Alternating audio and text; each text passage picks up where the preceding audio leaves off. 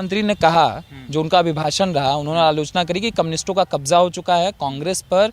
ये जो संसाधनों वाली बात हो, घुसपैठियों वाली बात हो, प्रधानमंत्री ने जितनी भी चीज़ों का जिक्र किया अपने अभिभाषण में, आपका क्या मानना है इसको लेकर? सर, सबसे पहले तो हमें ये समझना पड़ेगा कि मोदी जी को इस बात को कहने की ज़रूरत पड़ी क्यों है। कुछ लोग कहेंगे कि फेज़ 1 में इलेक्शन के दौरान लोगों का मतदान कम हुआ है, तो ये सबसे बड़ा रीज़न है कि इसकी वजह से ऐसा बयान आया। लेकिन अगर इसकी गहराई में जाएं तो जो बात उन्होंने कही, क्या उन्होंने नई बात कही है?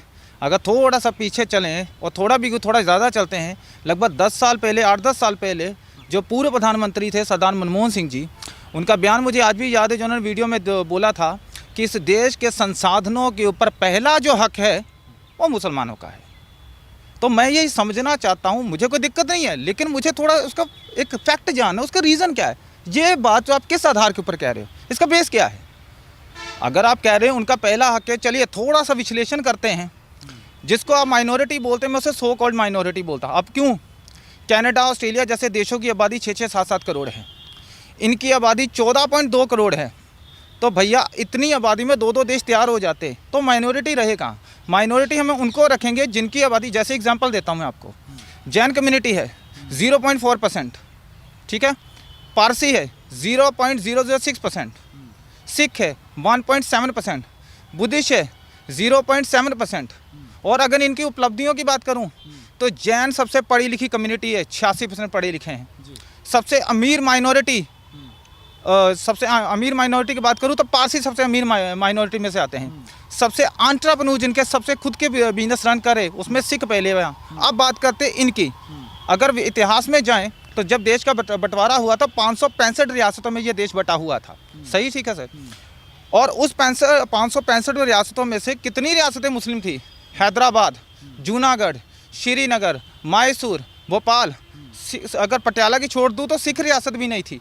तो आज ये सवाल है कि इनकी इस कंडीशन में पहुंचा कौन? और आपने सर कांग्रेस की बात की, मैं कांग्रेस के ऊपर अक्सर ये बात बोलता हूँ कि कांग्रेस वो पार्टी है जिसने इस देश के टुकड़े करने में कोई कसर नहीं छोड़ी है। और मैं इसकी एक छोटी सी उदाहरण बताता हूँ। आप इस समय अमृतसर में हैं, यहाँ से मात्र 5 से 6 किलोमीटर दूर वो रेलवे ट्रैक है सर, जहाँ से वो खून से लथपथ ट्रेन पाकिस्तान से चली थी और अमृतसर आके रुकी थी। ट्रेन के ऊपर उर्दू में लिखा हुआ था, आपने गदर मूवी देखी होगी तो उसके अंदर वो सीन है, और मैं वो सीन नहीं दोहरा रहा हूँ कि वो मूवी देख के, वो सीन देख के और मैं यहाँ पे आके बताना शुरू कर दिया। जिन लोगों ने अपनी आंखों से देखा, मैं उनके बयान लेके आपके सामने रख रहा हूँ। अपने पूर्वजों की बात कर रहा हूँ, अपने लोगों के सीनियर्स की बात कर रहा हूँ। तो उन्होंने बताया कि उसके ऊपर लिखा हुआ था, ये लो आज़ादी का नजराना। और मैं आपको जानकारी के लिए कर दूं, उस रेलवे ट्रैक के ऊपर जब कोई ट्रेन गुजरती है तो उसके यहाँ से पानी की कुछ बूंदें गिरती हैं उस ट्रेन से, तो वो सारा ट्रैक भीग जाता है। ठीक उसी तरीके से उस दिन जब वो ट्रेन पाकिस्तान से चली थी बंटवारे के दौरान, तो लाशों से कटी हुई बच्चों की, बूढ़ों की, कपड़े उतरे हुए, बलात्कार की हुई औरतों की लाशें खून से लथपथ, जिसकी खून की एक एक बूंद उस रेलवे ट्रैक से पाकिस्तान से लेके दिल्ली तक उस ट्रैक को रेड कलर करती जाएगी, उसको पूरा लाल रंग से भर दिया था। तो मैं उस धरती से बोल रहा हूँ जिसने सिवाय खून से कुछ नहीं देखा। अगर मैं कत्लेआम की बात करूँ, मैं जानता हूँ थोड़ा सा टॉपिक में थोड़ा उस तरफ लेके जा रहा हूँ, लेकिन हिस्ट्री अगर नहीं बताएंगे तो शायद लोग नहीं समझेंगे। मैं अपना आंकड़ा नहीं दे रहा हूँ, मैं सबूत भी दूंगा जो मैं बोल रहा हूँ। यहाँ पर एग्जाम्पल कोट करता हूँ, जब मोहम्मद बिन कासिम 712 ईस्वी में राजा दाहिर सेन के ऊपर हमला किया था सिंध के अंदर, तब से लेके बहादुर शाह जफर तक, आखिरी मुगल तक, आपको पता है सर कितने हिंदुओं का कत्लेआम हुआ? लगभग 9 करोड़ हिंदुओं का। 1200 सालों में 9 करोड़ हिंदुओं का कत्लेआम किया गया। अगर इसे मैं एक साल के हिसाब से बांटूं तो हर साल 75,000 हिंदू मारे गए। अगर इसे मैं महीने के हिसाब से बांटूं तो 6,250 हिंदू हर महीने मारे गए। इसे अगर एक दिन में बांटूं तो 208 हिंदू हर रोज़ मारे गए। तो सर 1200 साल, हर साल में 12 महीने और हर महीने में 30 दिन और हर दिन में 208 हिंदुओं का कत्लेआम हो रहा था। इतना खून बहाया था। मैं तो उस धरती से बोल रहा हूँ जहाँ से मोहम्मद बिन कासिम ने अटैक शुरू किया था और अंग्रेज़ों तक हमने सिवाय कत्लेआम के कुछ नहीं देखा इस धरती पे। और जिसकी माइनॉरिटी की बात कर रहे हैं, कोई प्रॉब्लम नहीं है सर, लेकिन आपको एक उदाहरण और देता हूँ। जब इस देश का बंटवारा हुआ था, खास करके जिस जगह मैं खड़ा हूँ अमृतसर में, यहाँ पे और दिल्ली के लोग जितने भी अपने घर बार यहाँ से छोड़कर गए थे, ये बात बड़ी ध्यान से छोड़िएगा, खास करके मैं मुसलमानों की बात कर रहा हूँ। जो मुसलमान यहाँ पे प्रॉपर्टियाँ छोड़ के गए थे, जो उस तरफ गए थे, पहले उधर से शुरू करते हैं ताकि जनता को ईजिली बात समझ आ जाए कि मैं कहना क्या चाहता हूँ। जब बंटवारा हुआ तो लाहौर की उदाहरण देता हूँ। लाहौर प्रभु श्री रामचंद्र जी के बड़े बेटे लव के नाम पर पड़ा था। वहाँ पे 80% हिंदू सिख थे, ठीक है सर। आज बड़ी मुश्किल से 4 या 5 परिवार होंगे। कहाँ गए? ज़मीन खा गए या आसमान खा गए।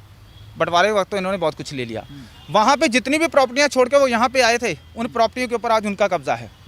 अगर लाहौर की बात करूँ, सर गंगाराम ने 80% लाहौर बनाया। वो इसलिए मैं कह रहा कि हवा में बातें, जाके चेक कर लीजिए। वहाँ के कॉलेज, हॉस्पिटल, जितने भी बड़ी बिल्डिंगें हैं सर गंगाराम ने बनाई है। उनकी मूर्ति तक नहीं है वहाँ पे थी, वो तोड़ के रख दी जिहादियों ने। और आपको एक चीज़ क्लियर करना चाहूँगा कि 80% कुर्बानियाँ, माफ़ी चाहूँगा, जो मैं बात कर रहा था कि वहाँ से जो लोग वहाँ यहाँ आए थे, उनकी प्रॉपर्टी को वहाँ के मुसलमानों ने कब्जा कर लिया। और जब वो यहाँ आए थे और जो यहाँ के मुसलमान वहाँ गए थे, रूल ये कहता था कि अपने घर बार छोड़ के आए हैं, अपना सारा कुछ तबाह करके आए हैं, तो वो घर कम से कम उनको सर ढकने के लिए वो छत दे देनी चाहिए थी। लेकिन नेहरू ने चाल चली, 1954 में वक्फ बोर्ड का निर्माण करवाया और भारत के अंदर जो प्रॉपर्टियाँ मुसलमान छोड़ के गए थे, 90% वो प्रॉपर्टियाँ वक्फ बोर्ड के नाम कर दी। और जो वहाँ से यहाँ आए थे, अब खालसा कॉलेज देखिए अमृतसर में जाके, उसके सामने वाला जो लैंड है, वहाँ पे वो तमाम हिंदू और सिख जो धक्के खा के आए थे, जो बचे कुचे थे, वो उन्होंने 6 से महीने, 8 महीने, पता नहीं साल वहाँ पे अपना जीवन बिताया। भीषण गर्मी झेली, भीषण सर्दी झेली, ना कपड़े थे, ना खाने को था, और इधर शपथ ग्रहण चल रहा था। और कांग्रेस ने उसके अंदर और तेल डाला। 1995 के अंदर वक्फ बोर्ड के लिए वक्फ एक्ट बना दिया ताकि आप किसी भी लैंड के ऊपर दावा ठोकिए वो आपका हो जाएगा। और 2013 जाते जाते सरदार मनमोहन सिंह की सरकार जब गई तो उनको अनलिमिटेड पावर दे दी ताकि आप किसी भी लैंड के ऊपर दावा ठोक दिए। और सबसे शर्म की बात देखिए, अगर कोई वक्फ बोर्ड वाला आपकी प्रॉपर्टी के ऊपर दावा ठोकता है तो आप कोर्ट नहीं जा सकते हो, और जिसके यहाँ जाना है उसका जज भी उस कम्युनिटी से होगा, वकील भी उस कम्युनिटी से होगा, कार्रवाई करने वाले भी सारी उस कम्युनिटी से होंगे। तो बताइए सर क्या है ये? किसने किया? ये कांग्रेस ने किया। तो ये जो माइनॉरिटी की बात कर रहे हैं सर, उस माइनॉरिटी के पास इस समय वक्फ बोर्ड की बात करूं तो 8 लाख वर्ग किलोमीटर का लैंड उनके पास है। भारत के 30वें नंबर पे उनके पास लैंड है। फिर भी अगर आपकी माइनॉरिटी के लोग धक्के खा रहे हैं, कोई गमले बेच रहा है, कोई कुल्फी बेच रहा है, तो फिर सर उसके लिए आपका कसूरवार है। कांग्रेस ने तो देने में कोई कसर छोड़ी नहीं इन लोगों को। मैं घुसपैठियों का जिक्र करना प्रधानमंत्री का। सर बांग्लादेशी, रोहिंग्या, मुसलमानों का मुद्दा कोई नया नहीं है। मोदी जी को चले साइड पे रखते हैं। इसका पहली बार जिक्र तो सरदार मनमोहन सिंह ने खुद कहा था। उन्होंने कहा था, आप जाके यूट्यूब पे चेक करिए, उनके बयान आई थिंक आज भी होंगे, आर्टिकल भी मिल जाएंगे। उन्होंने कहा था कि बॉर्डर से उस तरफ लोग घुस रहे हैं, घुसपैठ कर रहे हैं, और ये भारत की डेमोग्राफी को इंटेंशनली चेंज किया जा रहा है सो दैट कि इस भारत को दारुल अमन से दारुल हर्ब तो बना दिया, अब दारुल हर्ब से दारुल इस्लाम बनाना चाहते हैं। इस कंट्री का इस्लामीकरण में विपक्ष जो है वो बहुत बड़ा कंट्रीब्यूशन कर रहा है। कह रहे हैं हम तो ऐसा कुछ करना नहीं है, हमारे तो ना मैनिफेस्टो में ना कुछ है, ये तो मोदी जी को डर लग रहा है, हार के डर के चक्कर में, ध्रुवीकरण के चक्कर में सारी चीज़ें हो। अच्छा, इनको लगता है मोदी जी ने ये सब किया है, ठीक है। मुझे एक चीज़ बताइए, अभी मैं पहले एक बयान सुन रहा था इनका, ये कह रहे थे जी हम जब सत्ता में आएंगे तो सीए को हटा देंगे, ठीक है। क्या आपने कभी कांग्रेस को वक्फ बोर्ड को हटाने की बात करते हुए देखा? ये कहते हैं ना हम संविधान के संरक्षण हैं, हम संविधान को बचाएंगे, तो संविधान में आर्टिकल 44 लिखा है यूनिफॉर्म सिविल कोड आना चाहिए, आप लाएंगे? अब तो संविधान बचाने वाले, वो तो संविधान तोड़ने वाले। तो बचाने वालों से सवाल कर रहा हूँ। कॉन्स्टिट्यूशन के आर्टिकल 48 में लिखा हुआ है कि गांव होते के ऊपर कानून बनना चाहिए, तो बनाएंगे? तो किस पार्टी की बात कर रहे हैं सर?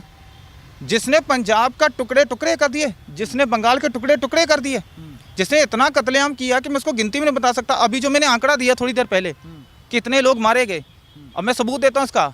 विल डोरेंट की किताब पढ़ लीजिए। वो विल डोरेंट आरएसएस से नहीं है, बीजेपी से नहीं है, अमेरिका राइटर है, 15 किताबें लगभग लिख चुका है। उसकी किताब पढ़िए, उसकी किताब में लिखा है 8 से 9 करोड़ हिंदुओं का कत्लेआम हुआ 1200 सालों में। मैं नहीं कह रहा। और एक चीज़ और बता दूँ, आप उस पार्टी की बात करें जो 22 तारीख को राम मंदिर के कह रहे हैं कि ये बीजेपी का इवेंट है, हम नहीं जाएंगे, तो क्या प्रभु श्री राम जी बीजेपी के हैं?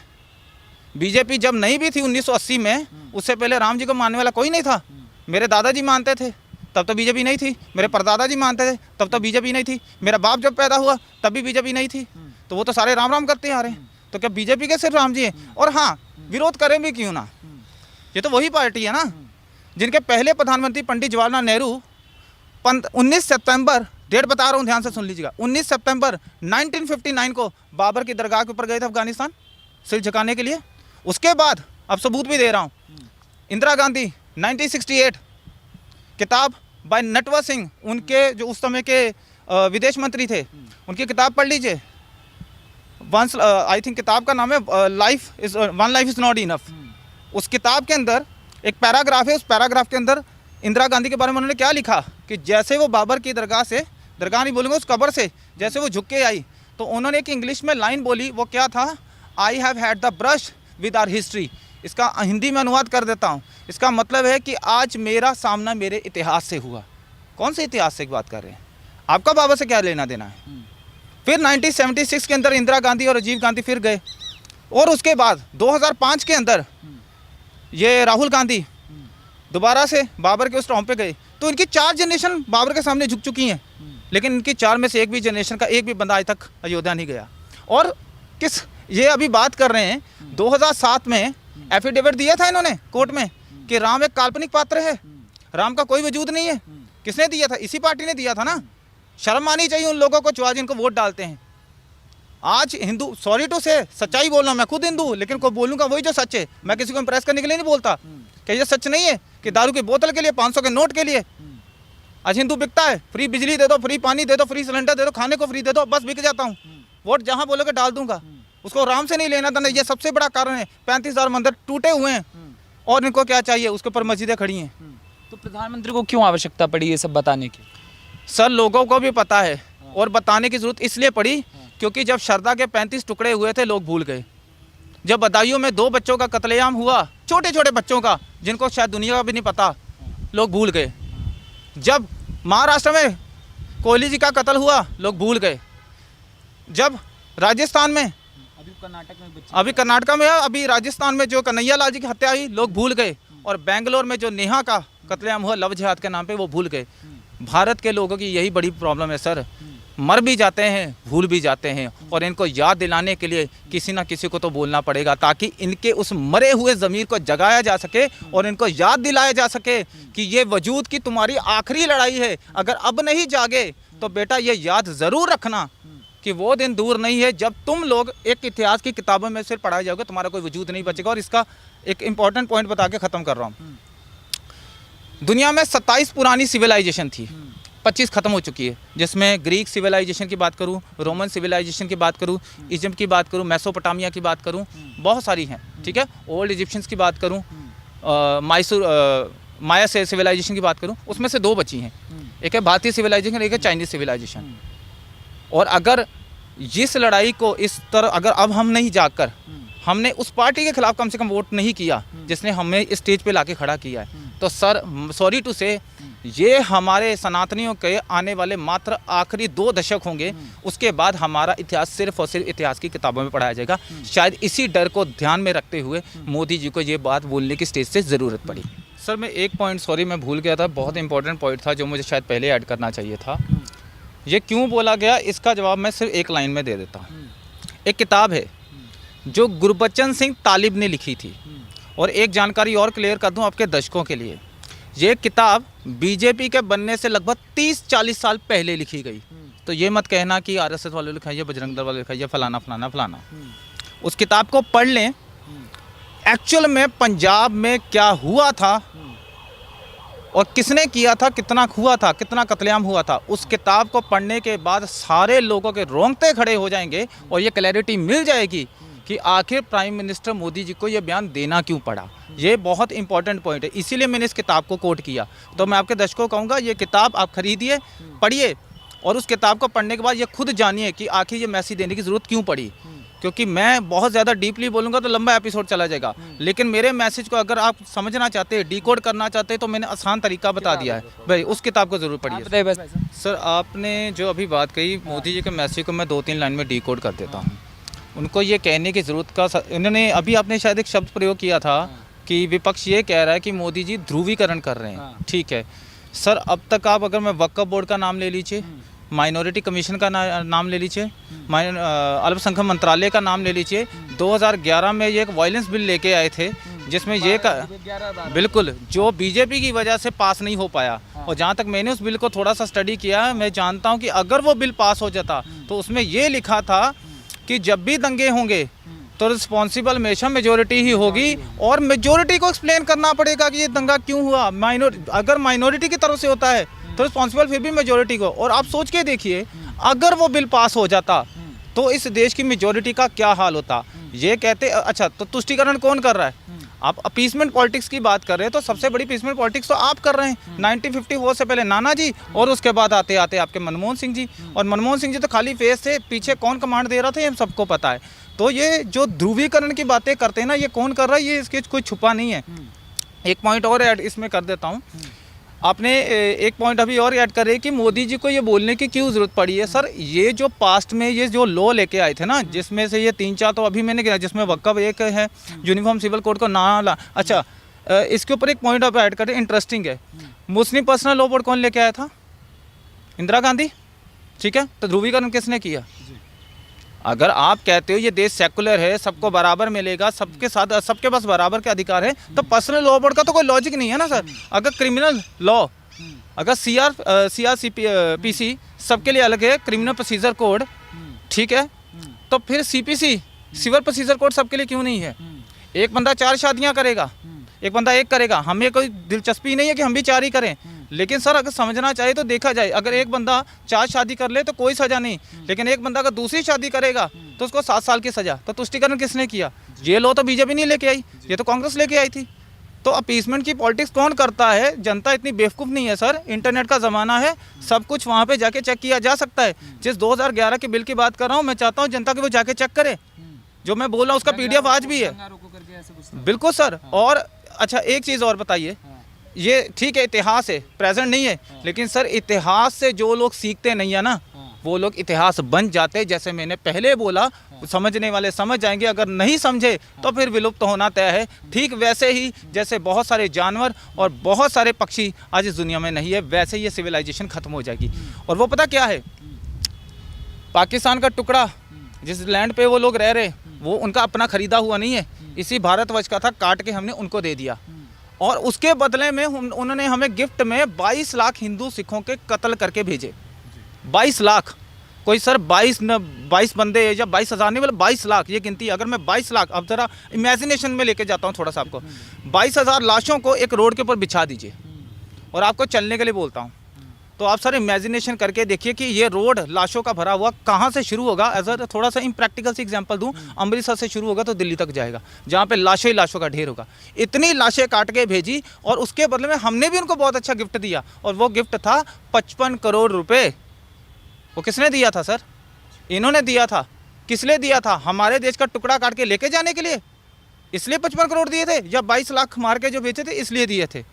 और मात्र इतना ही नहीं छोड़ा, कश्मीर पर कोई, हम कहते हैं कि अभिन्न अंग है, लेकिन वो तो अब जाके मोदी जी ने बनाया ना। अगर 370 ना हटाते तो वो कहीं ना कहीं अपने आप में एक अलग देश था, अलग कॉन्स्टिट्यूशन था, अलग झंडा था। तो सर, जिस पार्टी की जो ये आरोप लगा रही है, पहले